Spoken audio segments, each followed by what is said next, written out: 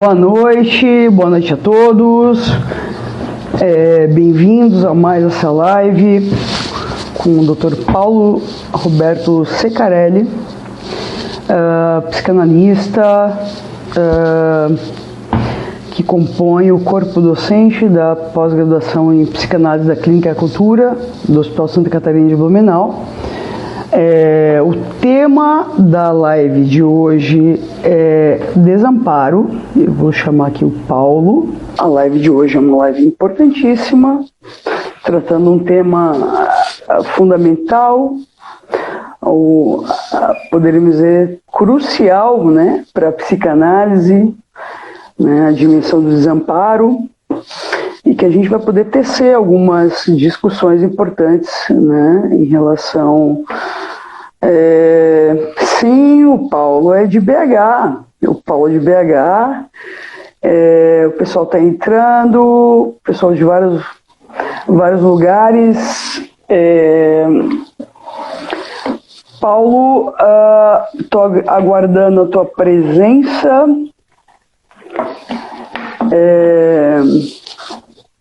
A ideia de hoje, então, é discutir um pouco a questão do desamparo a partir da situação que está colocada nos dias atuais. Então, né, pessoal, tá falando, né, o Paulo compõe o corpo docente da pós em psicanálise da Clínica Cultura do Hospital Santa Catarina de Blumenau. Tem um currículo super extenso. Eu conheci o Paulo há uns 20 anos atrás, numa ocasião em que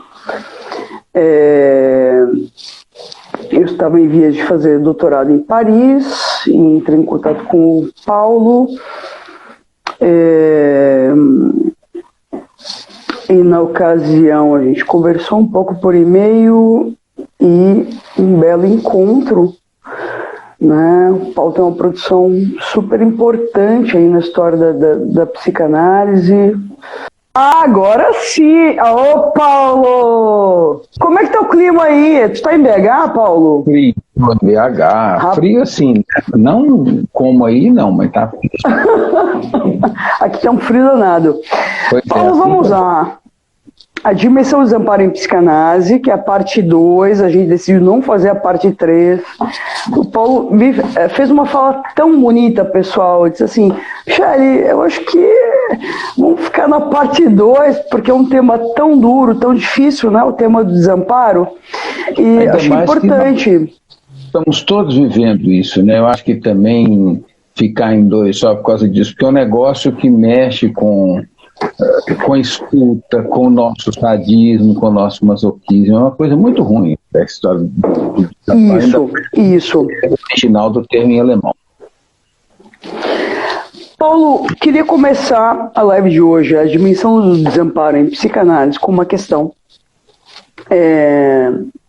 Porque, assim, a dimensão do desamparo em psicanálise, ela aponta para algo da ordem que é estrutural e estruturante do sujeito.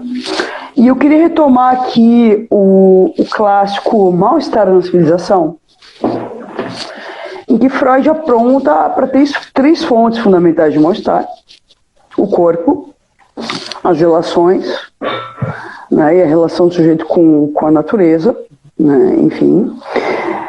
E a minha pergunta é no sentido de...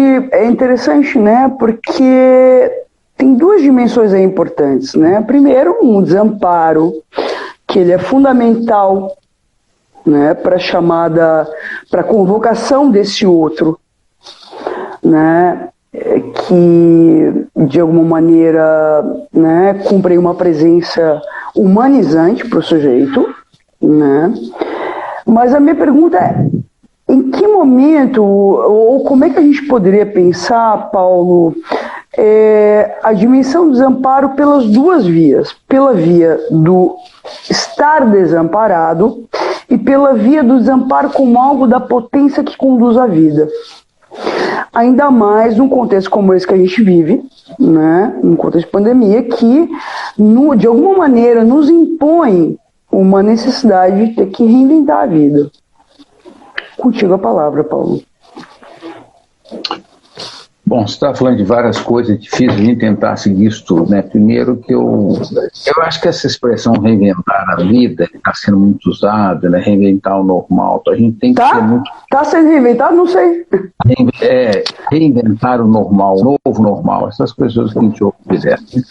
Eu acho que a gente tem que ir com muita calma nessas palavras, porque se a gente leva em conta a dimensão do inconsciente e o inesperado que a vida sempre apresenta, a gente está sempre reinventando, né? Então não tem algo novo nessa reinvenção agora. O que tem de novo agora, eu acredito que são duas coisas, isso para chegar na sua questão aí, né? Primeiro que nós estamos nos sentindo ameaçados agora porque nós estamos vivendo agora.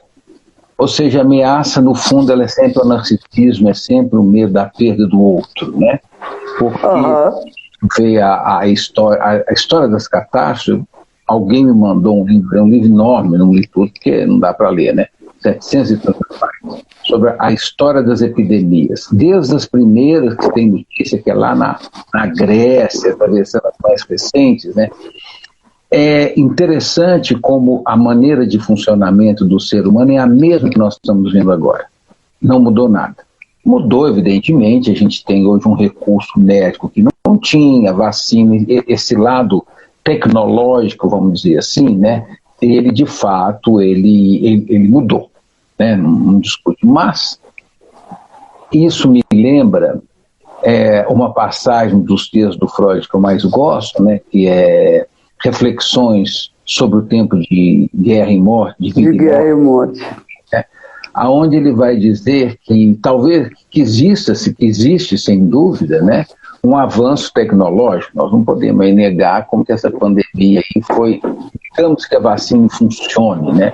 Foi relativamente rápida, né? A peste negra foram anos, a gripe espanhola. Né? O que está presente em todas elas é essa ameaça narcísica, né? O negacionismo continua existindo em tempos de sempre, os mais ricos ficaram mais ricos ainda, faltou comida, como a gente está, não é a mesma ameaça, né? Mas faltou comida porque não tinha quem fosse para o campo trabalhar. Então, a gente se sente, retomando o que eu estava dizendo, a gente se sente ameaçado agora porque agora é que eu estou vivendo. Então eu leio, né? Não sei se a pandemia, você lê que uma bomba explodiu não sei aonde lá no Oriente, a gente fica sensibilizado com isso, né? Mas está lá longe, né? A pandemia não. Está acontecendo alguma coisa aqui perto, agora, com vizinhos, eu não sei. Eu perdi uma ou duas pessoas assim mais próximas, o resto a gente vê o tempo todo, mas a gente fica na neura, né? Nível estivado, né? Põe máscara, o tempo todo, não pode tirar máscara, né? Então, essa ameaça narcísica é a grande ameaça que o desamparo traz. Do Freud, sobre o narcisismo, é um texto fundamental, juntamente com psicologia de grupo, né? 1914, claro. Ele vai dizer esse impasse, eu estou usando a palavra, né? Entre eu investir no objeto e guardar energia só para mim. É o que você falou das 3 fontes do sofrimento, né? E nesse texto diz uma coisa muito interessante, né? Uma proteção, texto do narcisismo, uma proteção contra o sofrimento é não fazer ligações, é o egoísmo, mas eu tenho, em determinado momento, que amar, ou seja, fazer ligações originais para não ficar ruim. Como repete essa parte? Eu não escutei bem. Amar. Amar é um forte egoísmo, que está no texto do narcisismo, quando ele vai falar sobre a questão da criação, né? Um forte egoísmo é uma proteção para não adoecermos, ou seja, eu ficar com a energia toda para mim, né? Agora, chega um ponto que eu preciso de investir, de amar, no sentido de tirar essa energia de mim e ligar num objeto, porque senão, se eu não conseguir fazer isso, eu fico doente também. Claro, perfeito. Ou seja, os nossos investimentos objetais, eles são sempre egoístas, né? Lacan vai trabalhar a questão do amor mais do que Freud, né? O Freud trabalha, mas o Lacan aquilo, amar é dar o que tem, dar o que não tem, para quem é aquela coisa toda que Lacan é um pouco nebuloso, e em Freud a gente acha isso muito mais fácil. Eu acho que Lacan aborda mais do que acho que sim, Freud está mais claro, né? Então eu amo, não é porque eu amo o outro, né? Mas Paulo, eu acho que tu entra num ponto importante aí. Porque eu acho que diante de situações de catástrofes, por exemplo, como a de agora, não deixa de ser uma catástrofe, né? Claro. Você vê esses dois movimentos que tu aponta. Claro. O sujeito completamente capturado pela lógica do que está acontecendo, quase como vivendo numa situação de pânico, não sai de casa, enfim. E outros, que aí entra a questão do negacionismo, quase como, não, isso não me afeta. O que não deixa de tocar na lógica da onipotência infantil, né? Exatamente, né? Por isso que eu digo que a gente se sente ameaçado agora por uma questão narcísica, né? Exatamente o que está acontecendo nessa pandemia, por isso é que o título da nossa live anterior foi Órfãos do Outro, do Grande Outro, né? É que não existe nada. Quer dizer, a grande ilusão, né, do Freud coloca, né? A imortalidade, né?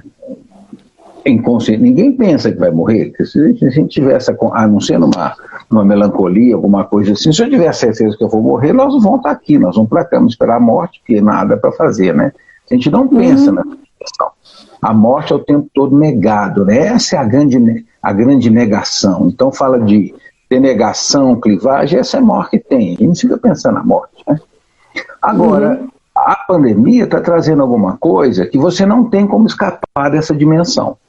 E o narcisismo não segura.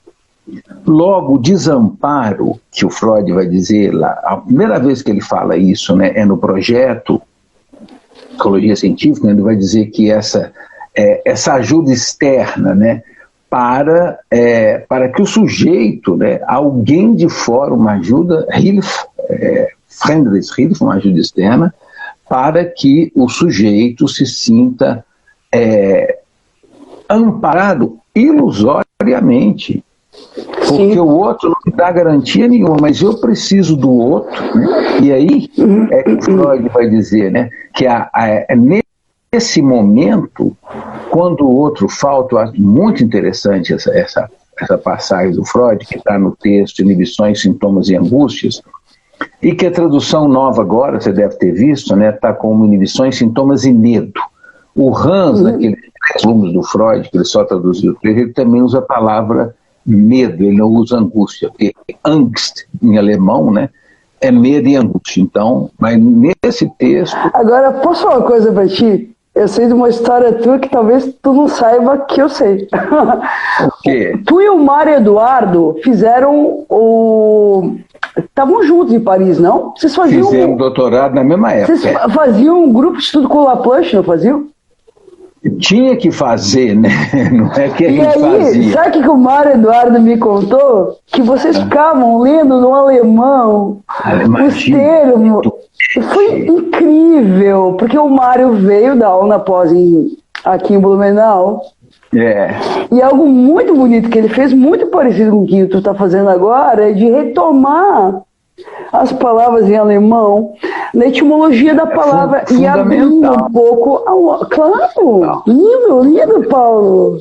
Muito obrigado, mas eu acho que a gente tem que ir na origem. Por isso é que eu retomo a palavra outra vez, né, o Hilflosigkeit, né, traduzido como desamparo, mas não é. Desamparo é uma palavra que não é legal. Porque o desamparo, eu posso ter ilusão que alguém me ampare. Tanto é que eu tenho um texto antigo chama laço social, 2 pontos, ilusão contra o desamparo. Agora, o desamparo, o Laplanche vai dizer, ele não fala de estrutura, né, ele vai dizer que é a condição, né, fundamental, né, antropológica fundamental do ser humano, né.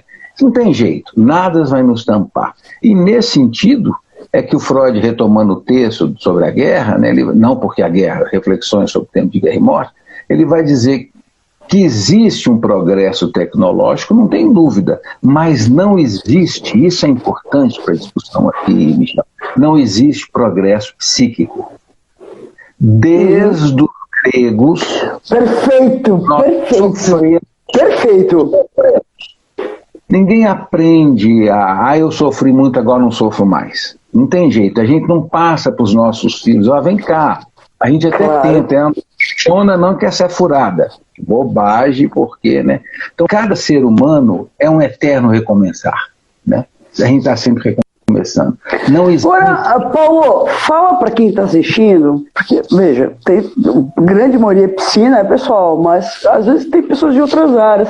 Conta um pouquinho para o pessoal que está assistindo, por que é um eterno recomeçar? Porque não tem como você propor, vamos dizer assim, hereditário, né, como se fosse, né, representações pulsionais. Como nós não temos identidade, nós somos condenados à identificação por causa disso, né? Eu tenho a energia, a Piera trata isso muito bem no texto dela, A Violência da Interpretação, eu tenho essa energia ali que ela vai ligar as representações, exatamente para eu sair ilusoriamente do desamparo. Só que essas representações, elas são dadas pela história de cada um. Claro. Então a gente aprende, não existe, né? Se a gente lê, por que se lê uma história de amor, Romeu e Julieta, a gente morre, né? Eu sempre lembro daquela passagem que eu gosto muito do Fernando Pessoa, você deve conhecer, a poesia dele, Cartas de Amor, né? Ele fala que a coisa mais idiota que tem é escrever cartas de amor. Você quer coisa mais boba? Aí depois que ele fala isso, ele termina dizendo o quê? Ridículo é quem não escreveu cartas de amor. Claro. Sim, mas agora... Você viu quando estava apaixonado e depois a paixão passou e você lia aqui, que eu pude ter escrito tanta bobagem, né? No entanto, a gente repete isso. Romeu e Julieta nos toca, as músicas de Roberto Carlos, aquilo que arranca o coração. Então, não tem como você ter esse aprendizado. A gente não aprende a não sofrer. Sim, mas tem algo importante, Paulo, né, desde Lacan, de que a alienação, ela faz parte da constituição do sujeito. Claro. Né? E de alguma maneira a vida psíquica depende não só da alienação, porque eu acho que a gente entra aí num ponto importante, né? Porque... né, tanto que no Seminário 11 o Lacan vai falar da alienação e da separação, né? A necessidade de se alienar, mas também a necessidade de separar. E me parece que é nessa tensão que se produz aí, de alguma maneira, um certo tilt, um certo curto-circuito da economia libidinal do sujeito, porque é sujeito que se perde no outro, né, que se aliena né, Michel, ele se perde no desejo do outro, isso é que é o pior. Perfeito. Terrível. Uhum. Por isso é que eu falo, sabe, que eu acho que a ilusão do desamparo, né, de tentar tamponar isso, começa no desejo de quem nos deu um berço psíquico. Né? Eu gosto dessa expressão que eu... Que é uma expressão, perdão, Paulo? É uma expressão que eu uso num texto meu, a expressão é minha, né? É um berço psíquico. Se você não tem o berço psíquico que te acolhe no mundo, você vai cair numa psicose, numa situação de desamparo. Então, Freud, nesse texto, Inibições, Sintomas e Dor, ele usa uma coisa muito interessante, né? Que a primeira coisa que a criança sente frente à falta do objeto, sobretudo quando ele não reconhece, inibições, sintomas e medo, né? Quando ele não sabe ainda que a mãe saiu, mas volta, a primeira coisa que ele sente é dor, não é angústia, é dor. Certo. E a gente usa isso o tempo todo, né? Eu sinto tanta sua falta que eu sinto dor na sua falta. Então, essa dor pode ser insuportável na melancolia, por exemplo, né? Que o sujeito então não tem porque estar vivo, né? Mas é isso que vai nos dar ilusão contra esse desamparo, né? Vai ter Sim, mas na melancolia, Paulo, Na melancolia, nós temos uma situação da impossibilidade do luto da perda do objeto. Não é da perda, né? Não é do luto, é uma identificação com o objeto. Perfeito, mas coisa, né? Sim, mas é a impossibilidade do luto. Nesse sentido. O luto só vem se você perde. É a possibilidade de escrever uma perda, né, Paulo? Mas você tem que perder para você fazer luto. Na melancolia, isso é identificação, por isso é que não é o luto. Claro, não tem perda. Exatamente. A hora que vai... Estamos falando da mesma coisa. Sim.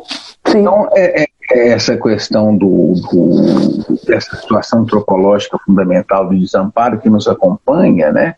É uma coisa que na pandemia a gente está vivendo isso porque você não tem para onde correr. Mas Paulo, deixa eu só fazer uma provocação rapidinho, tá? Pra gente. Eu gostei da situação antropológica e eu queria retomar um pouco o ponto da história. Paulo? Estou ouvindo. Estava mexendo aqui. Veja, tu trouxe algo fundamental. Em diferentes momentos da história, quer dizer, o desamparo é estrutural e ele acompanha o sujeito independente da história.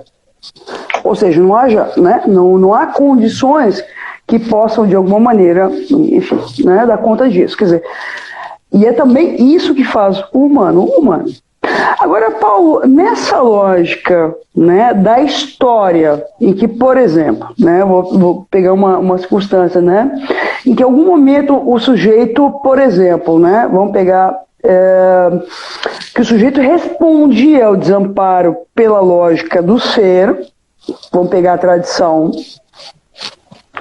eu sou uma Cameras, eu sou o Secarelli, eu sou, no capitalismo, na modernidade, na lógica do ter, eu tenho uma BMW, eu tenho uma Mercedes, e atualmente na lógica da imagem, né? Como é que porque a gente está falando de alguma maneira aí dos registros, né, que organizam, né, o sujeito, mas como é que tu vê, assim, né, sim, o desamparo, a minha pergunta, vou ser bem objetiva, ele acompanha o sujeito no curso da história, mas a pergunta é como é que ele aparece, né, em cada momento da história. Como é que se dão as aparições, né, do desamparo aí? Objetos, você pode achar que se você tiver uma BMW, o que for, né, e dependendo da sua situação financeira e condição, e passa pelo narcisismo também, né? A gente tem que lembrar que no texto do Freud, Moral Sexual, ele vai dizer, né, que a pessoa que tem uma pulsão muito forte, acho que cabe aqui, né, ou ele, dependendo da condição social, ele vai ser um grande herói, ou então ele vai ser um louco que vai ser preso, né. Eu acho que, seja quando for, seja eu achar lá na Grécia Antiga, que era o meu lugar, fosse o carro, fosse o que fosse, né, é uma situação, no fundo, narcísica, que é um retorno ao narcisismo infantil. Seja com a BMW, com a Mercedes, eu tenho 20 apartamentos, sei o que for, né, cada lugar do mundo. Então tá tampando aí, porque eu tenho condição de tampar esse desamparo. Agora, uma hora isso vai falir. Não adianta, não tem jeito. Então ele vai aparecer aí, né? Tanto é que você não escapa disso. A gente está vendo aí na pandemia, como pessoas, né, que isso, em toda a condição financeira, não adianta. Tem uma hora que o desamparo bate mais forte, a morte e a solidão, né, dessa situação. É impossível a gente comensurar o que o outro está sentindo naquela situação. Então eu acho que isso que você citou, esses casos, são objetos transitórios que tampam o desamparo um tempo, né, mas não funciona. Tanto é que você sempre quer mais. É o problema. Agora, na tua clínica, Paulo, na tua clínica, como é que tu tem percebido a dimensão do desamparo, assim, do que tu tem escutado, como é que isso tem aparecido e como é que o sujeito tem lidado com isso? Olha, o desamparo, o que a gente vive agora, né, assim como uma situação traumática, né, ele repete como eu fui amparado a primeira vez, né? como que eu fui acolhido no mundo, que berço psíquico eu recebi, como que isso aconteceu, né? Que eu fui acolhido ou não, né? E a gente sabe, se a gente for olhar algumas psicopatias, alguma coisa, não estou usando diagnóstico não, viu, que eu não gosto dessa questão não, mas alguns comportamentos que podem parecer horrorosos, né? O que você vê, eu nunca tive ninguém na clínica, mas de ver sobre o tema, né? São pessoas que passam a vida inteira, né? Foram tão mal recebidas, sofreram tanto nesse início de vida, que ela passa, para quem está de fora, ver que essa pessoa está destruindo, não justifica a destruição dela, não é isso não, né? Mas ela está o tempo todo tentando reagir ao trauma, né? Então, como que isso aparece na clínica? Dá um exemplo, Paulo. Eu acho que é importante para quem está assistindo. Eu acho que, por exemplo, a pessoa pode ter um comportamento de sempre desprezar o outro, de não ligar nada para o outro, de achar, né? Porque ele está repetindo o que ele viveu, porque é aquilo que eu falei. Como a gente não tem identidade, nós somos marcados pela identificação, a pessoa pode aprender, né, no sentido de se locomoveu libidinalmente, né, achando isso, que eu tenho, o mundo foi cruel comigo e é assim que eu tenho que ser na vida, que ser cruel. Responde a isso. Responde. É o que o Freud vai dizer, né, que nós somos o que a dinâmica edípica nos deu. É como eu vivi aquela situação, né? Você vai ter até uma live interessante semana que vem, que eu não vou poder ver, eu quero ver depois, que é um tema que eu escrevo, que é sobre pedofilia, né? Eu quero até ver como é que vai ser. Com o Norton, sim, terça-feira, uma baita live sobre pedofilia. Depois eu vejo, eu escuto depois, né? Então, como que aparece na clínica, né?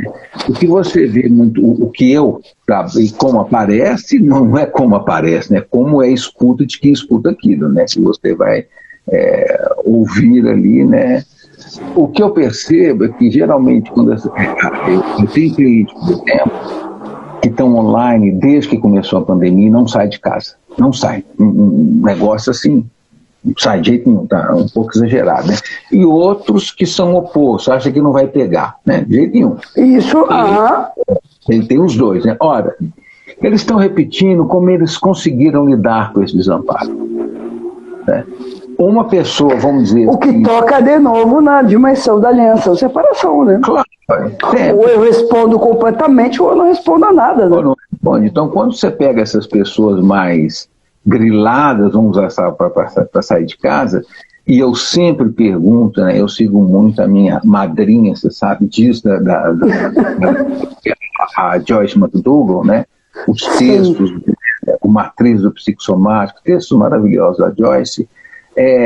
Conheço bem, Paulo.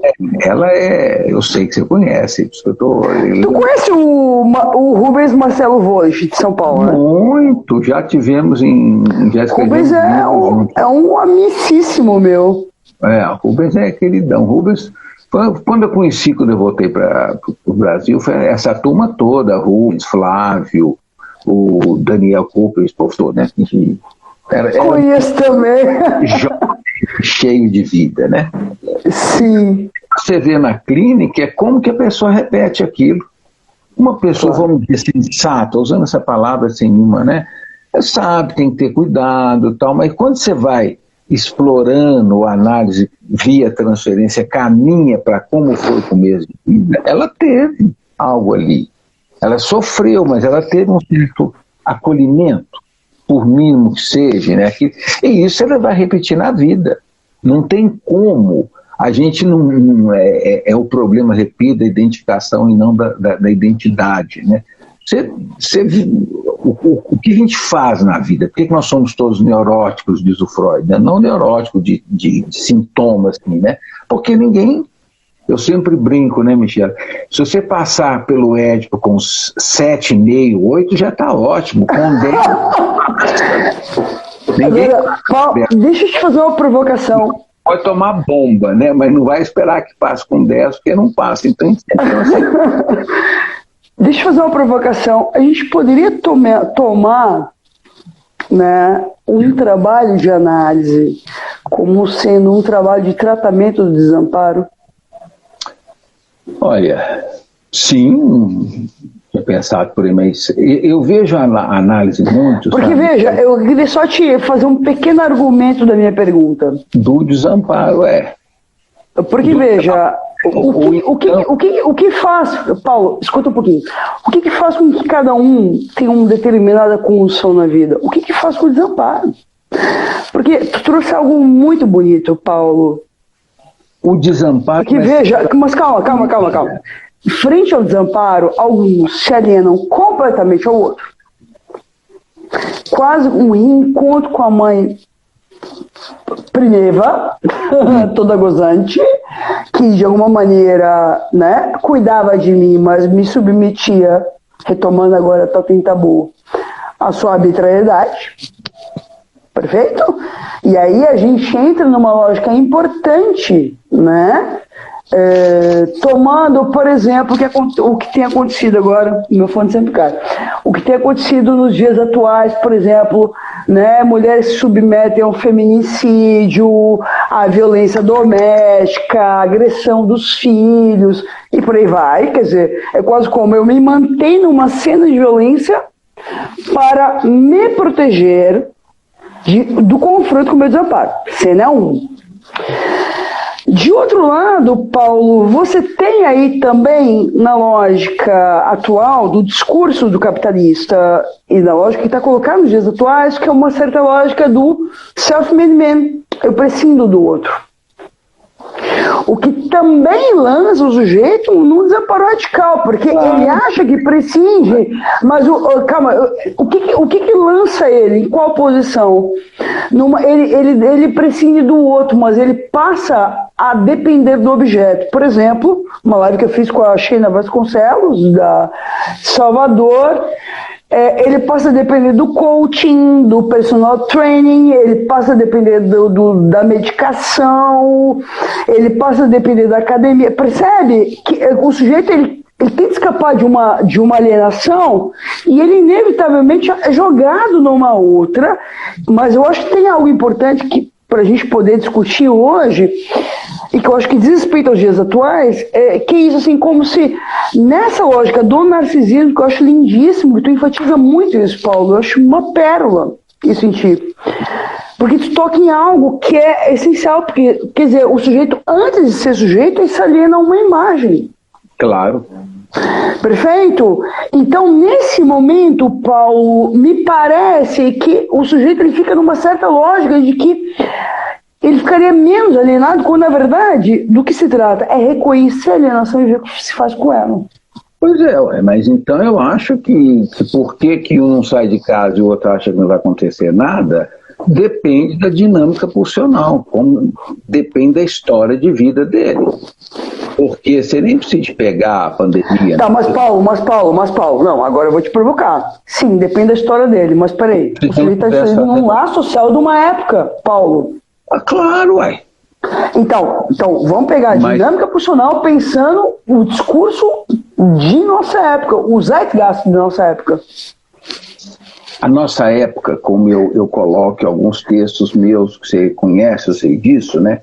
A psicanálise trabalha com duas dimensões do psiquismo na mesma condição da física quântica. Ou seja, você nunca tem acesso à matéria, você nunca tem acesso ao inconsciente, você tem acesso a manifestações do inconsciente. Então, o processo primário, ele é do ser humano. Tanto é que continuamos a ter medo de perdas, isso não muda, né? O que vai mudar é como o processo primário vai adaptar no processo secundário, que é a história, que é sócio-história. Mas tem algo aí que é eterno do ser humano. O dia que se modificar não vai ser ser humano, vai ser outra coisa. Claro. Então eu acho que essa questão do desamparo que você está trazendo, por que fica assim, é a história de cada um, é a dinâmica de cada um, e por isso eu entendo que o processo de... Tá, mas Paulo, eu vou insistir nisso. Me parece que os recursos que cada um tem para lidar com isso também passa pelo tipo de laço social e do discurso de uma época. Claro, mas por que independente da época, há quem faça laço social e há quem não faça? Então, a gente, né, por isso é que eu acho que é importante pensar nessas duas dimensões, porque essa primeira dimensão do processo primário, ela é histórica. né? Claro que a hora que eu entro na cultura, na alienação, no estudo aí, eu vou estar adaptando, porque se eu ficar só no processo primário, não vai dar certo, né? Então, psicose, alguma coisa assim. E eu acho, então, que a análise é um processo, sim, de dúvida, de lidar com o desamparo, mas antes disso, a análise é um processo de luto das identificações. Perfeito. Porque lá na análise você fica fazendo isso. Gente, eu achava que mamãe queria isso, que papai queria aquilo. Nada de a travessia do fantasma, né? É eu entender que como que tudo que eu fiz aqui até agora não é nada que eu queria. Eu estou fazendo porque achei que se fizesse isso eu seria amado. Então, esse luto das identificações é extremamente doloroso num processo analítico, porque implica o luto das identificações, né, nesse processo que eu vou me tirando, né, as capas, as carapaças, o que for, para eu ter que chegar naquilo que eu sou mesmo. Então, é doloroso, né? Eu entender que eu acho que eu estou pensando em caso clínico, né? Fiquei o tempo todo ali com meu pai, com minha mãe, mas não era nada daquilo. Eu estava na realidade, minha mãe nunca gostou de mim, e no fim que eu fiquei ali tentando receber daquela pessoa alguma coisa, algo que eu nunca recebi. Tem uma identificação aí que a pessoa tem que fazer. A análise é isso, luto das identificações. Tu lembra do livro do Leclerc, Mata-se uma Criança? O meu livro está aqui, ó. A tradução está muito ruim. E que ele vai falar, quer dizer, fazer um luto da criança que não fomos e dos pais que não tivemos. E que supomos... mas naquele caso especial, não é dos pais que não tiveram, é que fazer o luto. Primeiro, fazer com que os pais façam o luto da criança que morreu. Uma criança. Perfeito, lindo, perfeito, Paulo, perfeito. Claro, da criança que se perdeu, da criança que eu não fui. Não, os pais tinham perdido um filho antes dele e não queria fazer esse luto. E fica julgando. Tu tá falando do recorde do livro, aquele da primeira parte do livro. Tá. Eu tô falando de outra coisa, tá? Sim, mas essa criança que eu não fui, que eu acho que eu li no desejo dos meus pais, esse é o processo que tem que fazer mesmo, né? Mata-se uma criança aí. Sim, mas Paulo, lembra leito de Procrusto? Também. Lembra? Ortopedia, veja, o que a gente vê hoje na loja, e é interessante porque é uma ortopedia que não se aplica só sobre as crianças. Não. É uma ortopedia que submete os adultos também. É interessante, né? O mais doloroso do processo analítico é eu matar a criança que eu ocupo no narcisismo dos pais. No narcisismo parental, perfeito. Tá, né? Meu pai, que eu sei, tem gente que... Agora, não é certo ou errado, não. Eu acho que a gente tem que ter cuidado a vida inteira repetindo esse lugar que os pais querem. Foi assim que eu consegui. O outro, desde pequeno, já brigou. É uma coisa curiosa, né, Michel? É achar que tem uma receita, né? O outro que fica alienado o tempo, alienado no sentido popular, né? Meu pai, faço isso, e tal. E como ele sobrevive tecnicamente. O outro revolta desde cedo, eu não vou ficar nesse lugar, tal. Foi como sobreviveu. Não tem um jeito certo. Tá, mas Paulo, agora eu fiz uma provocação. O sujeito constrói uma receita e essa receita tem um nome que se chama fantasma. Claro. E a receita que ele constrói é interessante, né? Porque, de alguma maneira, ele constrói uma receita como se respondendo de uma determinada maneira. Todos nós construímos uma. Perfeita. Agora, o lindo da história é quando a aplicação da receita quebra, né? Porque é aí que a gente entra em uma demanda de análise. Porque eu não sei como é que está a tua clínica, mas assim... Quem entra nessa demanda de análise não é nem 1% da população, né? É quem tem acesso a isso. Então, acho que nós estamos falando aqui de um outro nível, né? As pessoas se... E o que serve muito para essa... Mas, Paulo, a gente está falando eminentemente para pessoas psi, tá? Só para te lembrar. Uma coisa... Não, eu não sei, mas mesmo essas pessoas psis, elas não estão imunes, isso não é. O que você vê de psi normativo, que acha que não dá conta da própria castração e quer impor castração no outro, isso, psi normativo é a coisa mal analisada, é a coisa que mais tem. Então, não é Paulo, fala um pouquinho do termo normopatia. Conta um pouquinho pra gente. A religião, ela serve, qualquer religião, muito bem para isso. O sujeito é tão sem forças, ele não tem a menor condição, até psicológica até pode ter, mas a realidade está sendo tão cruel em todos os sentidos que a religião é a salvação, né? Não, eu estou sofrendo, mas na outra vida, né?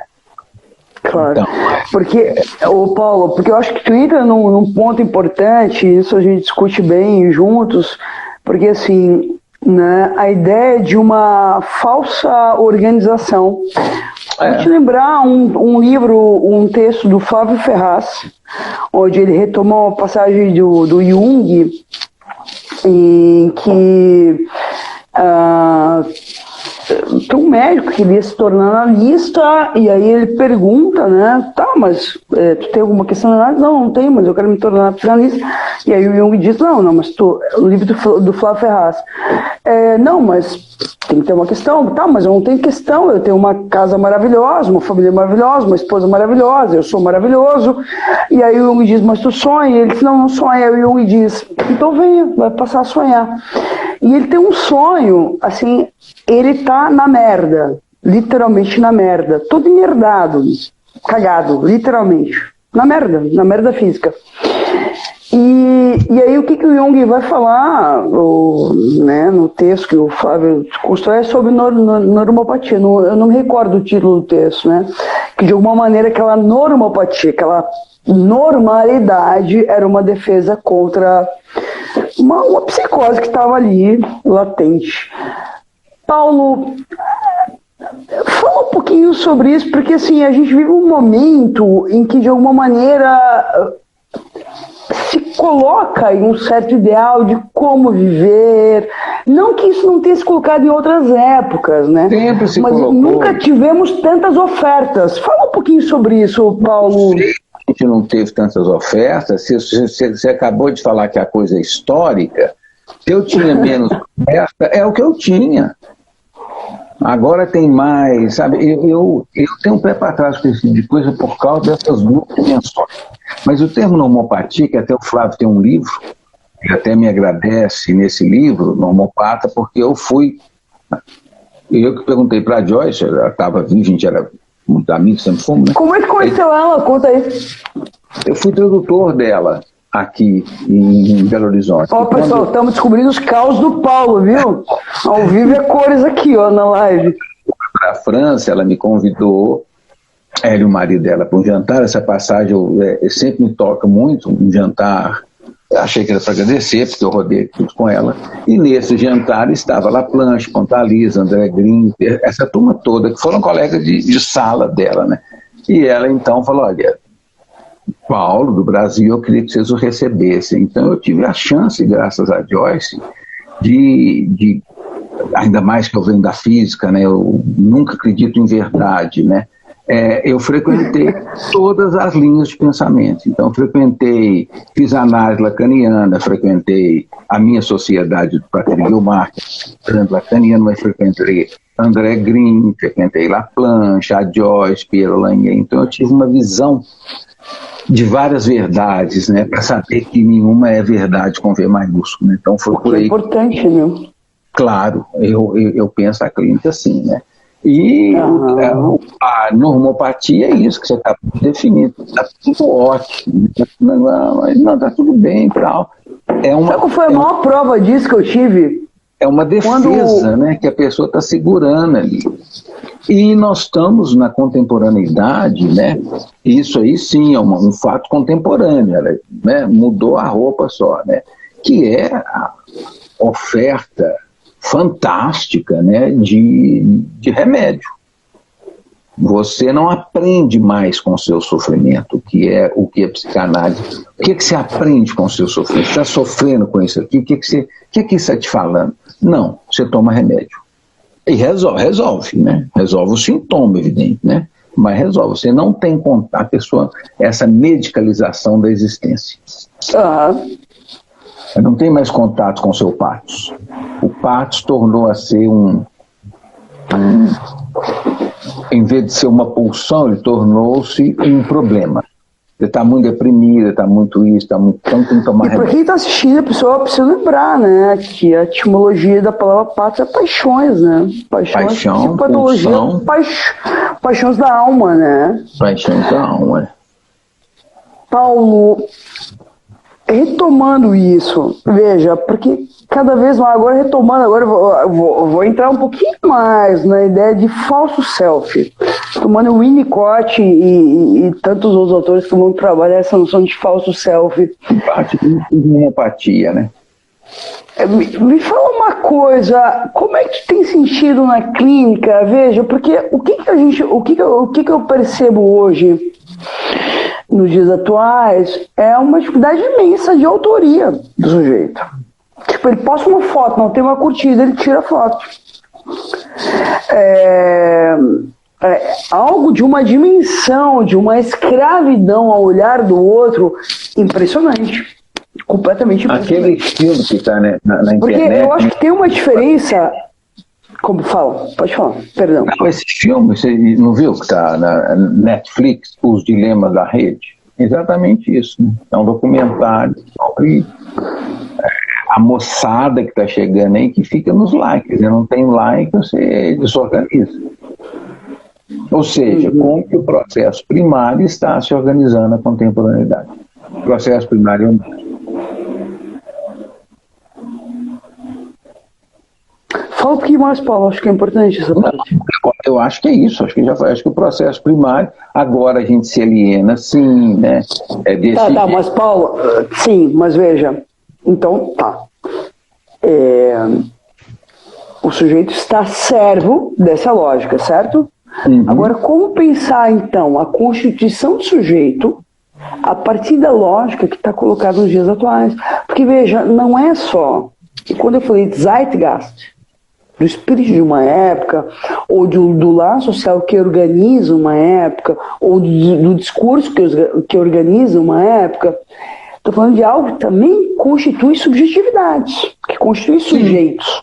Vamos pensar a geração da criançada. Bom, a gente já tem um efeito claro, para quem está assistindo, trabalha com crianças, a geração criança, tablet, celular, tem se caminhado aí traços autísticos. Isso é muito claro.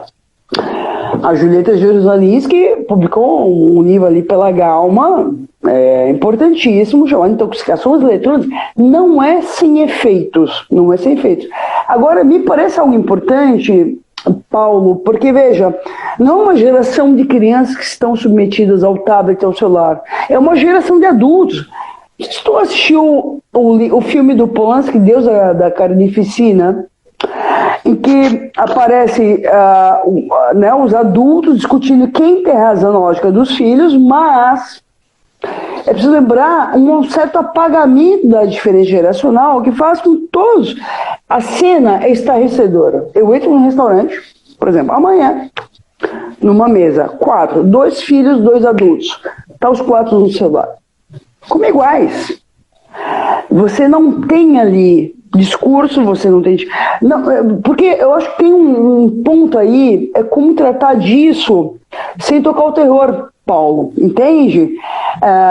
Um horror, né? Porque eu estou lembrando aqui do livro do Lebrun, o Mostra na Subjetivação, leu?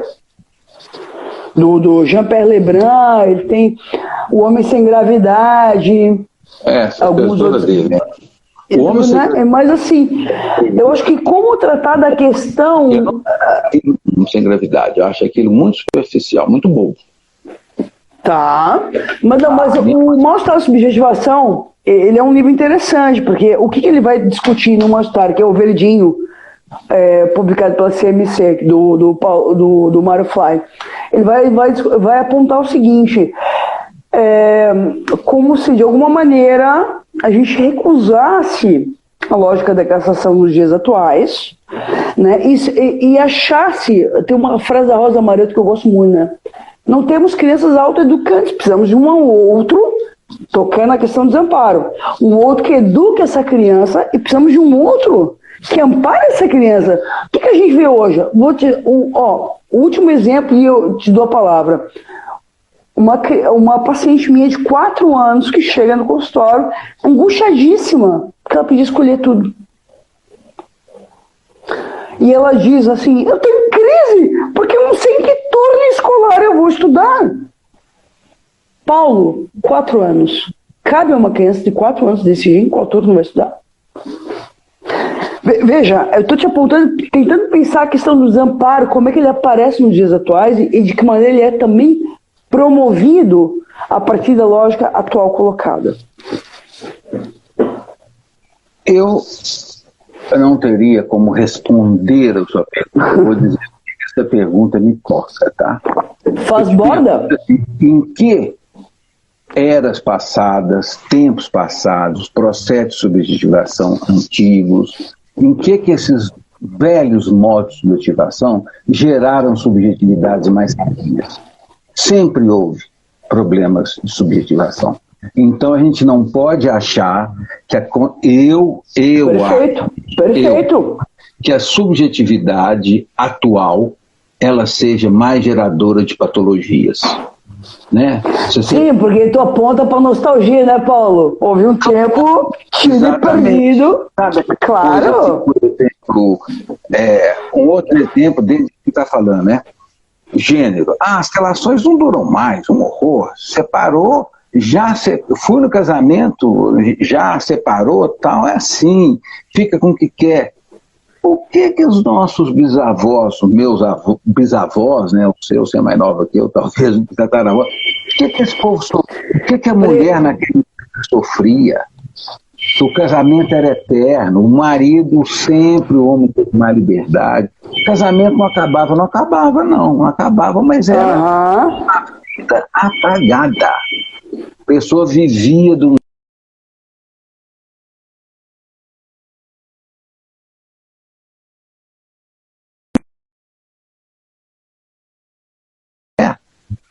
né? Acabo minha vida aqui.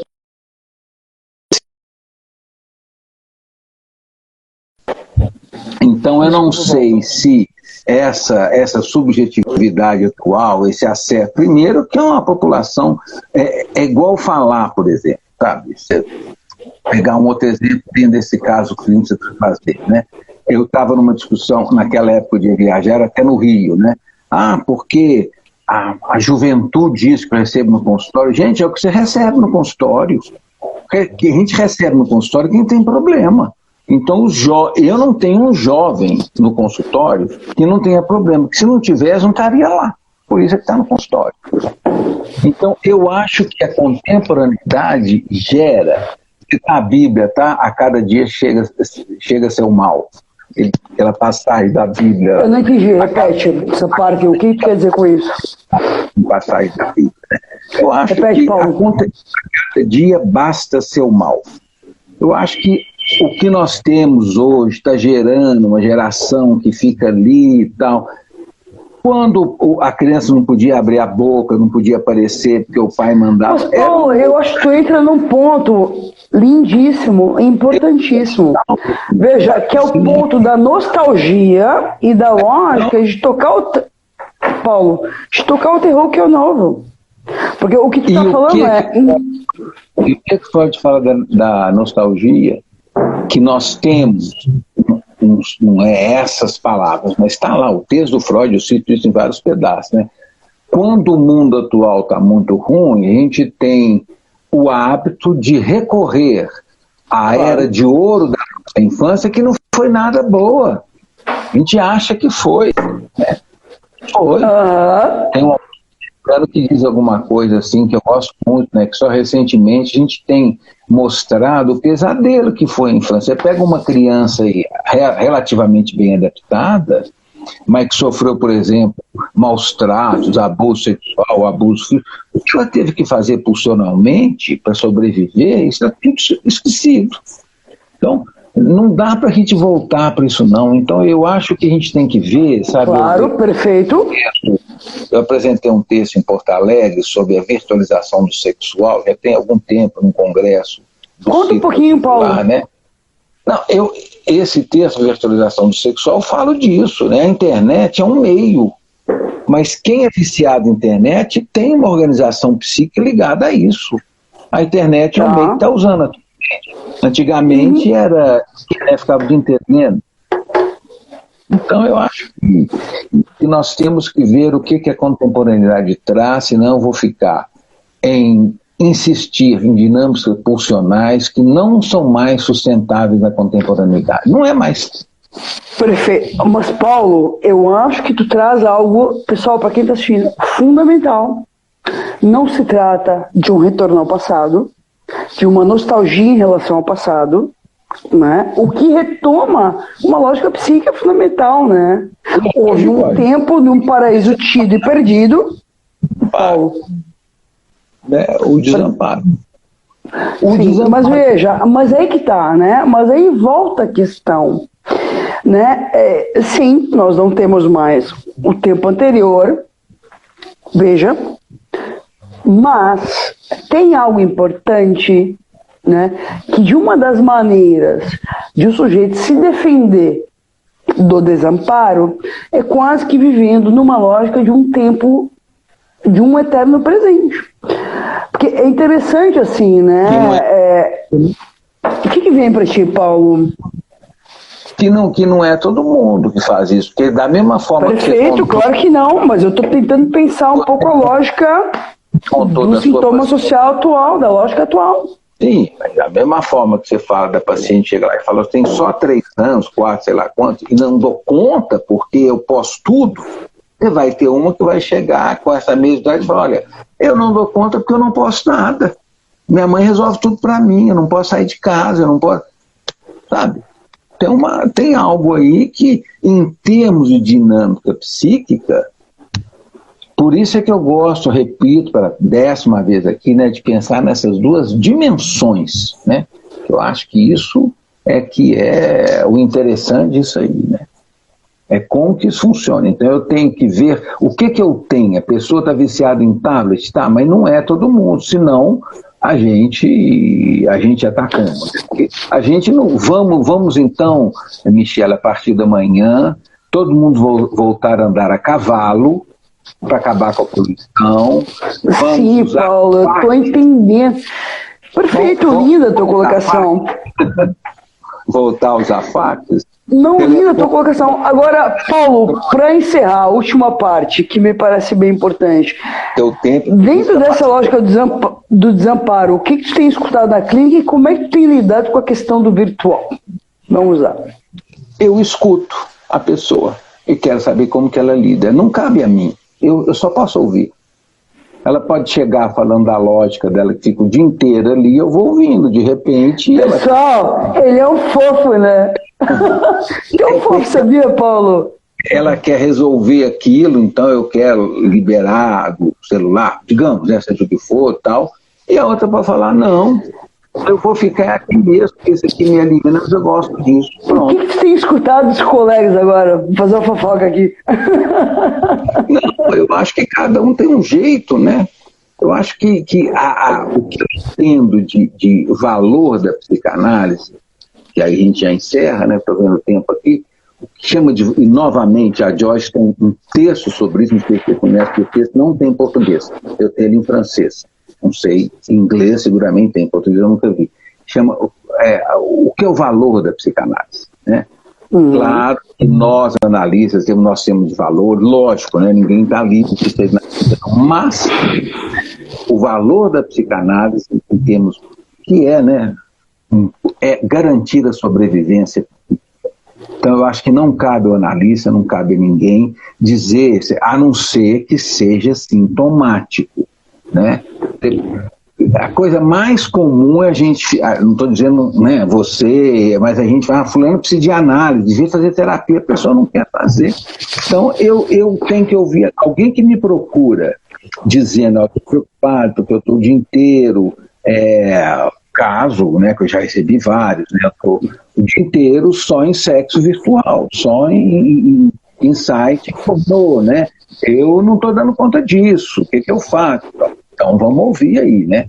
Agora, a maioria das pessoas que usam sites pornográficos não chega ao nosso consultório, estou muito feliz com isso, estão dando conta de vida desse jeito. Então acho que não cabe a psicanálise isso. Eu tenho que ouvir a sobrevivência do outro. Agora, Paulo, por último, assim, a gente ainda tem mais uns 10 minutinhos. Tem? Eu achei que era uma hora. Tem. E para quem busca uma análise, o que esperar de uma análise? Agora, eu quero a resposta do Paulo Segarelli. O que esperar de uma análise? Veja, né? Enfim, então, um analista experiente de longa data, né, Paulo? Não acho que a gente pode, o que esperar de uma análise, né? Isso aí quem procura análise, eu tenho que ver porque ele está procurando análise e o que ele espera com aquilo.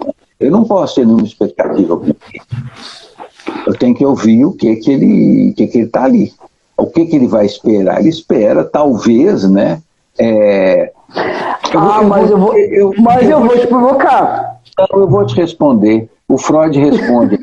Se tu não responder, eu respondo. Du es wahr, soll ich werden. Né? Ou seja, tá lá, foi traduzido erroneamente, onde era o isso. O eu aparece, não tem artigo em alemão. Então, o que se espera de uma análise? É você ficar mais atento às armadilhas do Édipo. É você ficar...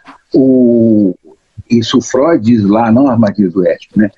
Nesse o né? À medida que você vai tendo contato com com o nosso jeito, com essas coisas, o eu, né, ele vai tomando mais possessão desse que te faça elevado, né? Então, aquela frase do Fernando Pessoa novamente, né? Quem é esse eu dentro de mim que me leva para onde eu não quero? Você passa a entender que o filme não vai terminar diferente. Né? Você passa a entender, eu não escutei? Vai terminar diferente. Não adianta você querer esperar, ver. Eu estou falando isso porque eu me lembro de uma pessoa que fez análise comigo e ela repetia situações onde ela sempre... Sabe? A pessoa jurava, ela voltava, tal, situações parecidas. E lá pelas tantas na análise, ela se lembra que quando ela era pequena, ela ia ver filme, né? E quando o filme não acabava do jeito que ela queria, ela via o filme várias vezes esperando que no finalzinho, quem sabe ele vai ficar com ela. O artista com a mocinha, né? E ela fez isso na vida. Até que um dia ela entendeu isso.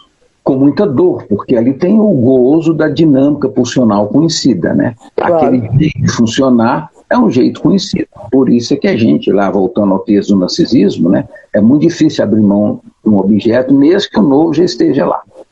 E aí eu acho que a análise traz isso, né? Você ficar mais atento. Eu acho que por aqui... E mais, né, Paulo, fazer um luto de determinados gozos que orientam a vida, né? Sobretudo as armadilhas do Édipo. Você entender, olha, não adianta, porque isso aqui eu conheço.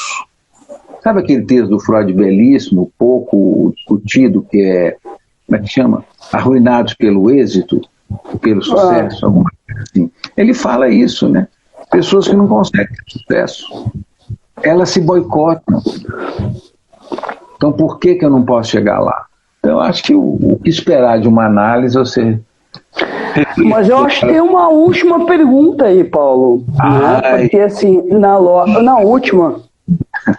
lógica do self-made man, é como se o sujeito fosse capaz de modificar essa lógica. Ele promove de diferença nisso. Ele acha, deixa ele achar que dá. Não é isso que é mostrado. Ele acha. Um dia cai, ou não cai, nem quem sabe morre antes. Porque não tem Sim. jeito, a inexorabilidade da castração nos remete a uma dimensão da existência. Enquanto a gente está vivo, a gente arruma um jeito de escapar disso. Se achando que é o péssimo, outro larga tudo e vai cuidar dos pobres, outro faz nada disso, outro suicida. Então nós temos que arrumar o nosso jeito. E na pandemia, que cada um acha o seu, né? Procurando vacina, esperando vacina, sendo vacinado. Sim, né? Porque o que tu está apontando, Paulo, para quem está assistindo, é que, de alguma maneira, a resolução é singular para cada um, o que é muito importante, porque rompe com essa lógica das soluções prêt-à-porter, claro, para colocar nos dias atuais, e que uma análise conduz. Agora, eu queria retomar a parte inicial da live, retomando que, de alguma maneira, é uma análise também conduz, de alguma maneira, quer dizer, a um luto das identificações, né? Claro, ou seja... Você pode usar termos bonitos, né? Retificação subjetiva é bonito. Não altera nada, sim, né? Eu acho que a gente tem um filósofo cujo nome é esquecido, século XII.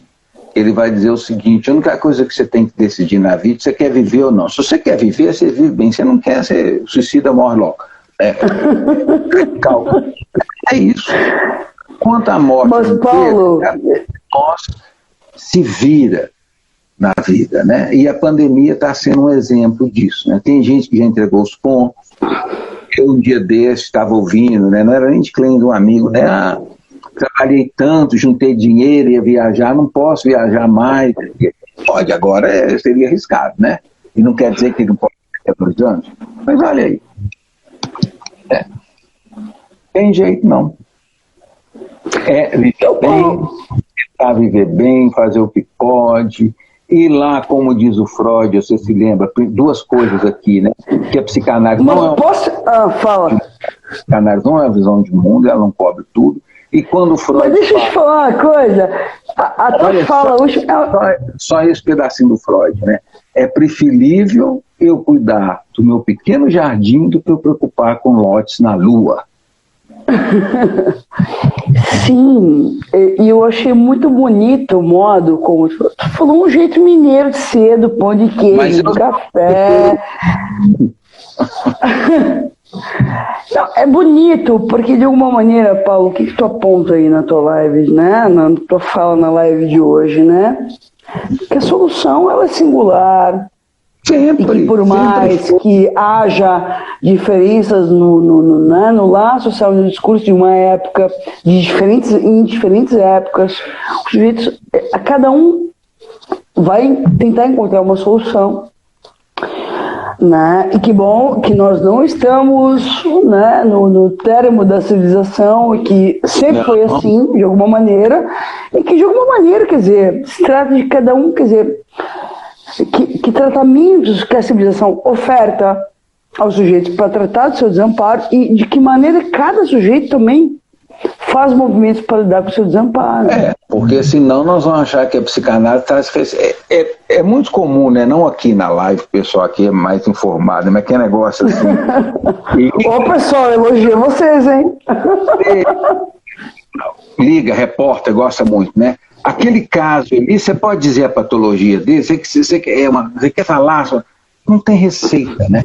Por isso é que nós não temos, né? A gente não tem um laudo de psicanálise, tem laudo psicológico, laudo psiquiátrico, psicanálise não tem, porque não tem um jeito certo de viver com o pulsional. O que vai ser errado no pulsional, que o Freud deixa isso muito claro, né?